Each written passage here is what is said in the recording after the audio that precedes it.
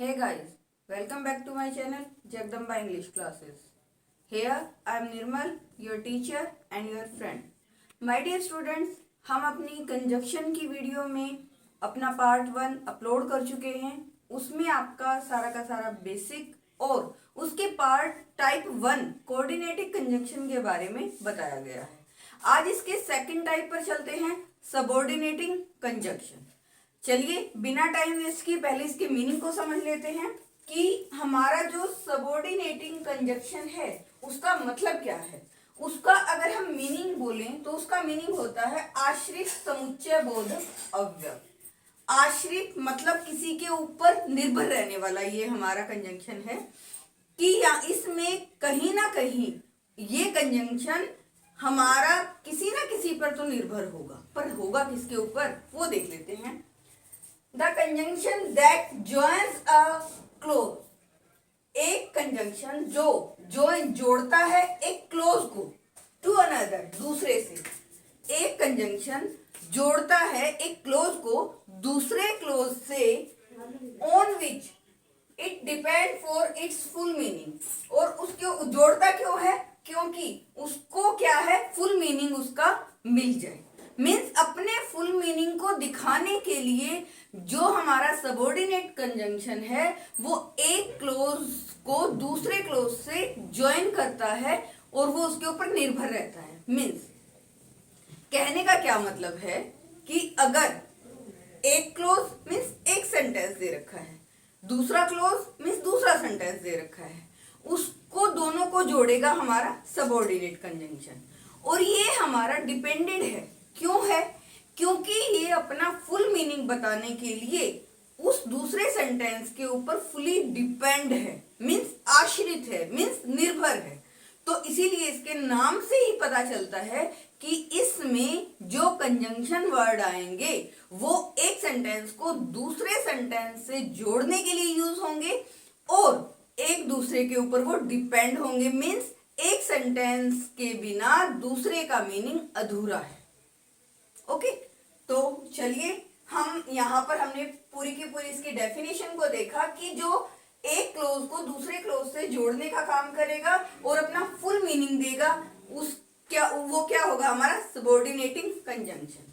और यहाँ पर हमारे कुछ इंपॉर्टेंट कंजंक्शंस हैं, उनको करने से पहले मैं यहाँ पर एक पंक्चुएशन रूल आपको बता रही हूँ। पंक्चुएशन रूल कैसे? अगर मैं आपको बताऊं कि एक सेंटेंस के अंदर पहले वाले सेंटेंस में हमारा आता है सबऑर्डिनेट कंजंक्शन और वो किससे प्लस करता है, किससे जुड़ता है, डिपेंडेंट क्लोज से। मींस अगर मैं सबऑर्डिनेट कंजंक्शन को डिपेंडेंट क्लोज बोलूं तो ये गलत नहीं होगा, दोनों में एक ही बात है, समानता है। फिर कोमा लगेगा। कोमा लगने का क्या बात है कि एक सेंटेंस इधर है और एक हमारा कोमे के बाद है, कल भी हमने यही बात की थी। और जो है इंडिपेंडेंट क्लोज से वो दूसरा, मीन्स क्या है, यहाँ पर एक बात समझो, मान लो एक सेंटेंस है मेरे पास वो डिपेंडेंट है, दूसरा है मेरे पास सेंटेंस वो इंडिपेंडेंट है, उनको जोड़ने का काम कौन कर रहा है, हमारा सबऑर्डिनेटिंग कंजंक्शन।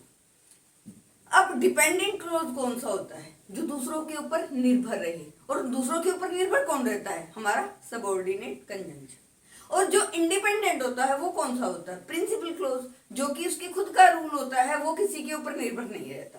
तो जब भी सबऑर्डिनेट कंजंक्शन यूज होगा तो डिपेंडेंट क्लोज को हमारा इंडिपेंडेंट क्लोज के ऊपर वो डिपेंड हो जाएगा। मीन्स एक इंडिपेंडेंट के बिना उसका जो मीनिंग है वो नहीं हो सकता। फिर दूसरा, एक तो ये हमने कोमा लगा के बोल दिया भाई, एक तरफ से डिपेंडेंट होगा, बीच में कोमा लगा देंगे और फिर क्या होगा, दूसरा हमारा इंडिपेंडेंट क्लोज हो जाएगा। ये दो सेंटेंस, जैसे कि if you don't want to go to the market, यदि तुम मार्केट जाना नहीं चाहते हो, you can study at home, भाई घर पे ही स्टडी कर सकते हो। अब मैंने यहाँ क्या किया, if you don't want to go to the market, इसने क्या है, ये हमारा सबऑर्डिनेट कंजंक्शन है। क्यों है? क्योंकि इसने कहा यदि तुम मार्केट नहीं जाना चाहते हो, तो मतलब कुछ ना कुछ तो अधूरी बात है। अब हमें पूरी बात जानने के लिए हम किसके ऊपर डिपेंड होंगे, वो हमारा होगा इंडिपेंडेंट क्लोज, और उसका जो सेंटेंस है वो बाकी है। कोमा लगा दिया, you can study at home, भाई तुम घर पे ही रहकर स्टडी कर सकते हो। तो अब पूरा हुआ ना। अब ये वाला इसके ऊपर डिपेंड था और कोमे ने इन दोनों को जोड़ दिया। इफ जो है वो हमने स्टार्टिंग में लगा दिया। अब देखिए हमें नहीं लगाना कोमा, कोमे की जगह हम क्या यूज करेंगे, दूसरा। पहले इंडिपेंडेंट क्लोज आ जाएगा, मीन्स हमारा प्रिंसिपल क्लोज। उसके बाद हमारा क्या करेगा, सबऑर्डिनेट इसके साथ प्लस होगा, और इफ जो है वो बीच में लगकर सबऑर्डिनेट और डिपेंडेंट क्लोज को जोड़ देगा। कैसे, वो आप एग्जांपल से देख लीजिए। You can study at home, तुम घर पर स्टडी कर सकते हो। अब क्या है, ये प्रिंसिपल क्लोज है, भाई तुम घर पर स्टडी कर सकते हो। फिर इससे इसको जोड़ा, इफ यदि तुम मार्केट नहीं जाना चाहते हो तो। अब ये क्या था हमारा सबऑर्डिनेट क्लोज, और ये क्या है हमारा इंडिपेंडेंट। इसलिए तो अपना पूरा मीनिंग ले रहा है भाई, सब्जेक्ट भी है, वर्ब भी है और हमारा ऑब्जेक्ट भी है। इसने तो अपनी बात को पूरा का पूरा रख दिया कि तुम घर पर रहकर स्टडी कर सकते हो, घर रहकर मतलब अपना काम कर सकते हो। और उसके बाद हमारा जो सबऑर्डिनेटिंग कंजंक्शन आया है वो क्या है, इफ, और इफ ने किसको जोड़ दिया, हमारे डिपेंडेंट क्लोज को जोड़ दिया। तो तीनों के तीनों का काम बन गया भाई। इंडिपेंडेंट सबऑर्डिनेट कंजंक्शन हमारा लगा इफ, और उसके बाद, और ये जो सबऑर्डिनेट कंजंक्शन है ये पहले भी लग सकता है और ये हमारा बीच में भी लग सकता है। यदि ये पहले लगता है तो कोमा लगेगा दूसरे को जोड़ने के लिए, अगर ये बीच में लगता है तो कोमा नहीं लगेगा भाई, इफ लग के दोनों को जुड़ जाएंगे। तो अब क्या है, जो हमारा सबऑर्डिनेट कंजंक्शन है वो दो क्लोज के ऊपर डिपेंड करता है, एक के लिए वो दूसरे के ऊपर डिपेंड करेगा, निर्भर रहेगा। तो ये हमारा कौन सा क्लोज हुआ, सबऑर्डिनेट कंजंक्शन। तो आइए अब इसके अलग अलग टाइप्स को भी देख लेते हैं। जब बात करें हम कि इसके टाइप्स कौन कौन से हैं, इसके भाई 6 टाइप बताए हैं। एक तो ये टाइम को शो करेगा, एक प्लेस को शो करेगा, एक हमारे कॉज यानी कि रीजन कारण को शो करेगा, कंसेशन को शो करेगा, और कंपैरिजन मींस किसी के अंदर कंपेयर करने के लिए, तुलना करने के लिए शो करेगा, कंडीशन किसी की स्थिति बताएगा। तो 6 टाइप के हैं, और 6 के 6 टाइप हम विद उसके वर्ड, विद उसके एग्जाम्पल अभी क्लियर करते हैं। पहला है हमारा टाइम। टाइम क्या होता है, समय। जो सबऑर्डिनेट कंजंक्शन हमारे एडवर्ब क्लोज ऑफ टाइम को शो करे। देखो भाई, क्लोज के बिना हमारा कंजंक्शन बिल्कुल अधूरा है, इसीलिए क्लोज का जो टॉपिक बीच में बचा हुआ है उसको हम नेक्स्ट टाइम जरूर करेंगे। तो अभी जो है हमारा उसको समझो, क्योंकि इतना तो मैंने आपको नॉन फाइनाइट में और दूसरे जो हमारे वर्ब वाले टॉपिक थे उनमें मैंने आपको बहुत सारा बता भी रखा है। तो ये क्या कह रहा है, time. Adverb close of time को शो करने के लिए जिस कंजंक्शन का यूज किया जाता है उसको सबऑर्डिनेट कंजंक्शन बोलते हैं। तो टाइम का रोल कहां पर जाएगा भाई, एडवर्ब क्लोज ऑफ टाइम। अब ये adverb of close of time हमारे किन किन वर्ड से शो होंगे पहले वो देख लो। whenever, till, until, before, after, since, while, as soon as long as, just as, etc. Means क्या है, तब तक, जब तक, पहले, आफ्टर बाद में, सिंस जब से मैंने उसको देखा, वाइल जबकि, एज सुन एज जो ही, एज लॉन्ग एज जब तक, जस्ट अभी, एज जैसे ही। तो ये हमारे वर्ड क्या है, किसको शो कर रहे हैं भाई, टाइम को। और ये हमें कब लगाने हैं, जब एडवर्ब क्लोज ऑफ टाइम को शो किया जाए एक सबऑर्डिनेट कंजंक्शन में, तो वहां पर हम इनका यूज करेंगे। तो ये वर्ड हैं, 2 बार रिवाइज करोगे 2 वर्ड याद भी हो जाएंगे भाई। टाइम को कौन शो करता है, till, until, before, after, just, ये तो हम बहुत ही ज्यादा कॉमन यूज करते हैं, 1-2 ही हमारे बाहर होता है और उसको हम याद कर लेंगे, बात खत्म। तो इसका एग्जाम्पल फर्स्ट, व्हेन को लेके, व्हेन क्या है, टाइम को, व्हेन जब, मतलब जब, किस, कौन से टाइम पे, जब तुम आए मैंने ये किया, जब मैं गया तुमने ये किया, जब मैम आई तो हम काम कर रहे थे। तो क्या है, उस टाइम को शो किया ना जिस टाइम पर आए, तो उसके लिए क्या यूज कर रहे हैं हम, व्हेन। और ये व्हेन जो है सबऑर्डिनेट कंजंक्शन हमारा जो है फर्स्ट में ही लगाया इसने। व्हेन आई कॉल्ड हर, जो मैंने कहा था ना कि अगर फर्स्ट में लगाएंगे तो बीच में क्या लगेगा, कोमा, अगर बीच में लगाएंगे तो कोमा नहीं लगेगा, फिर तो क्या है हमारा ये वाला कंजंक्शन लग जाएगा। जब मैंने उसको बुलाया, शी वॉज स्लीपिंग, वह सो रही थी। उस टाइम पर उस टाइम को शो करने के लिए क्या यूज किया, व्हेन। इसको हम बीच में भी यूज कर सकते हैं, बट वहां पर कॉमा यूज नहीं होगा। एज सुन एज, जो ही शी सा द स्नेक, उसने जैसे ही उसने सांप को देखा, फिर क्या किया उसने, वह चिल्लाई। तो जिस टाइम पर उस समय को दर्शाया गया है जब उसने सांप को देखा, तो उस टाइम को शो करने के लिए मैंने दो एग्जाम्पल उठाए हैं, एक व्हेन से और एक एज सुन एज से। बाकी आप लोग देख सकते हैं विद एक्सरसाइज, क्योंकि हमें जब इनका ही नॉलेज हो जाता है तो एग्जाम्पल तो हम अपनी तरफ से भी बना सकते हैं। जितनी एक्सरसाइज करोगे ये वाली सारी चीजें आपकी क्लियर हो जाएंगी। फिर चलते हैं प्लेस। ऐसी जगह, ऐसा वर्ड जो एडवर्ब क्लोज ऑफ प्लेस को शो करे, वहां पर हमारी सबऑर्डिनेट कंजक्शन आती है। और वो कौन कौन सी आती हैं, एक तो वेयर, वेयर एवर। ठीक है भाई, वेयर होता है किसी स्थान को, स्थान जहां पर हम बोलते हैं ना वेयर डू यू लिव, तुम कहाँ रहते हो, मतलब कौन से स्थान पर। तो ये जो दो वर्ड हैं ये हमारे स्थान को शो करते हैं, एक तो वेयर और एक वेयर एवर। कैसे शो करेंगे, अब मैंने आपको बताया है कि अगर ये हमारे स्टार्टिंग में लगते हैं तो बीच में कोमा आता है, अगर हमारे बीच में लगते हैं तो कोमा नहीं आता है। और दूसरी बात कल भी मैंने आपको बताई थी कि अगर ये हमारे बीच में लगते हैं तो हमारे फर्स्ट सेंटेंस को कंप्लीट करने के लिए कोमा लगा देंगे, उसके बाद हम कंजंक्शन यूज करेंगे। कल भी मैंने आपको बताई थी। और कुछ ऐसे कंडीशनल होते हैं जो कोमे को हटके खुद को ले लेते हैं। तो ऐसे ही देखो, प्लेस द बुक वेयर, अब देखो कोमा क्यों लगाया इसने, क्योंकि इसने खुद के ही सेंटेंस को कंप्लीट नहीं किया है, इसीलिए यहां पर कोमा लगकर वेयर लगा है, वेयर कंजंक्शन का यूज हुआ है। प्लेस द बुक, बुक को वहां रखो, वेयर जहां यू कैन फाइंड इट, तुम्हें ये मिल जाए। बुक को रखो, हमें नहीं पता ना, वो सेंटेंस अभी कंप्लीट ही नहीं है। प्रिंसिपल क्लोज पे हमें डिपेंड होना है, और प्रिंसिपल क्लोज को बताने के लिए हम उससे पहले क्या लगाया, हमने कोमा। कल भी बताया था, कल वाली वीडियो में। अब इधर देखो, यहां पर इसने क्या किया, व्हेनेवर आई वेंट, जैसे ही, जो ही, जहां, जैसे ही, जिस स्थान पर मैं गया, my parents went with me, उस स्थान पर मेरे पेरेंट्स में मेरे साथ थे।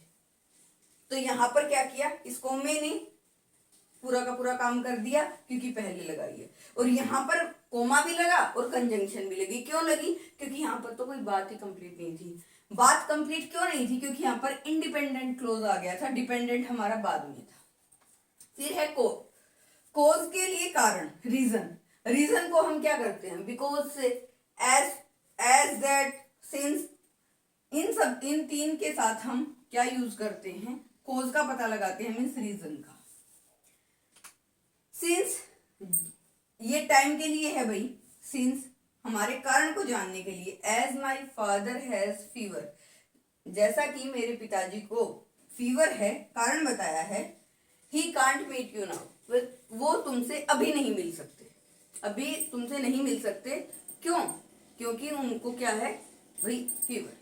तो रीजन बताया गया है। रीजन के लिए हमने क्या यूज किया, यहाँ पर एज उठाया है, और एज बिकॉज सिंस ये हमें हमारे क्या बताते हैं भाई, दैट, ये हमारे रीजन को। आई एम ग्लैड, मैं खुश हूँ।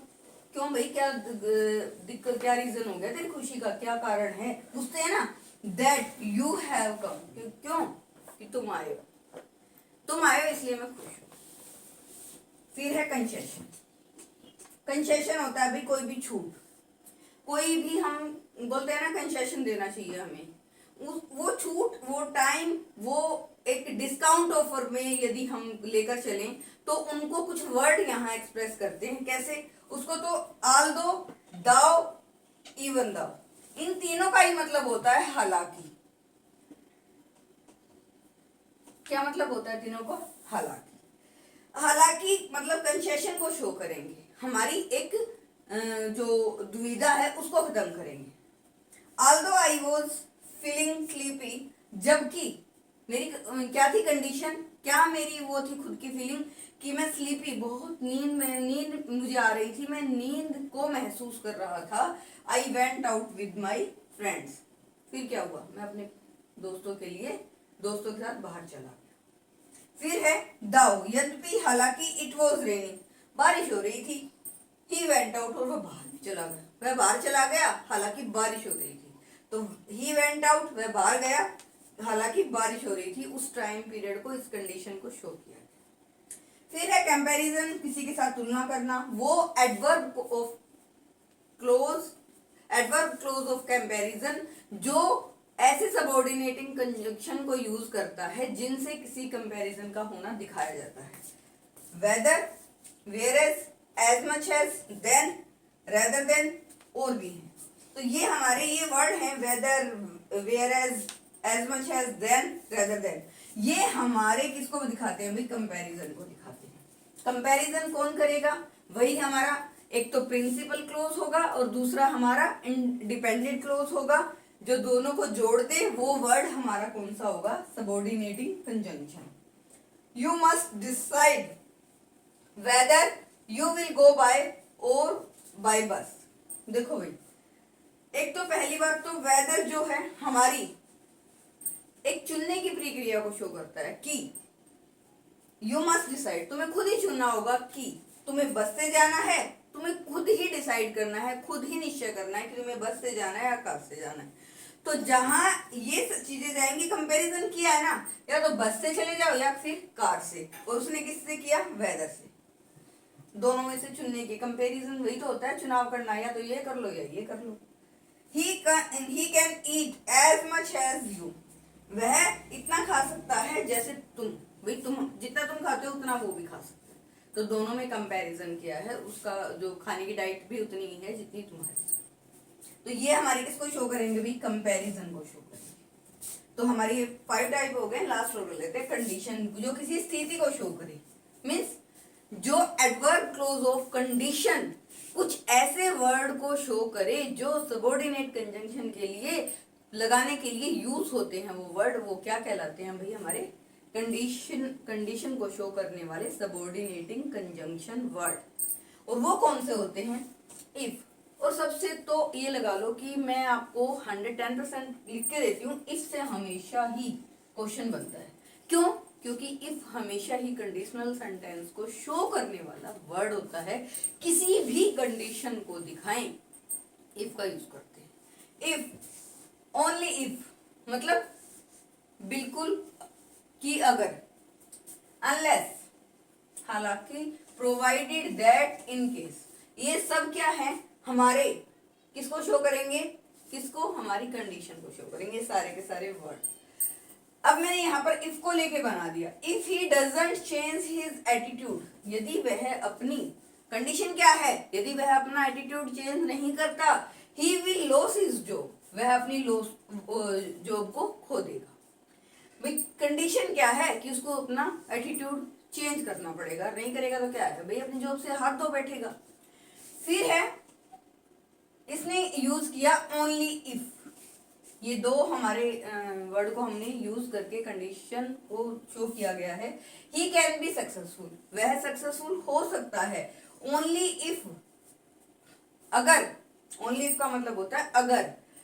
यू स्टडीड हार्ड, यदि तुम मेहनत करते हो तो, अगर मेहनत करते हो तो क्या हो जाओगे? तुम सक्सेस हो सकते हो। तो ये हमारे क्या है? कंडीशन को शो करने वाले हैं। फर्स्ट था हमारा टाइम, जो ये वाले sentences whenever, till, until, before, after, since, while, as soon as, as long as, just as, ये वर्ड हमारे टाइम को शो करेंगे। प्लेस को शो करने वाले वेयर, वेयर एवर, किसी कारण को शो करने के लिए since, because, so that, as that, concession को शो करने वाले ऑल्दो, दाउ, इवन दो, जिनका तीनों का मतलब ही क्या होता है? हर। और हमारे कंपैरिजन को कौन शो करते हैं? Whatever, whereas, as much as, then, rather than. 3 बार 4 बार आप लोग इसको रिपीट करोगे तो सारे के सारे याद हो जाएंगे। और कंडीशन को तो आपको पता ही है, इफ, ओनली इफ, और हमारा क्या है लास्ट? अनलेस, प्रोवाइडेड दैट, और इन केस। इन सब को लेकर अगर मैं हर एक वर्ड को लेकर आपको एग्जाम्पल देती तो यहाँ पर स्पेस नहीं था। वो आप लोग खुद भी ट्राई कर सकते हो, बस तुम्हें क्या है? वर्ड का पता होना चाहिए।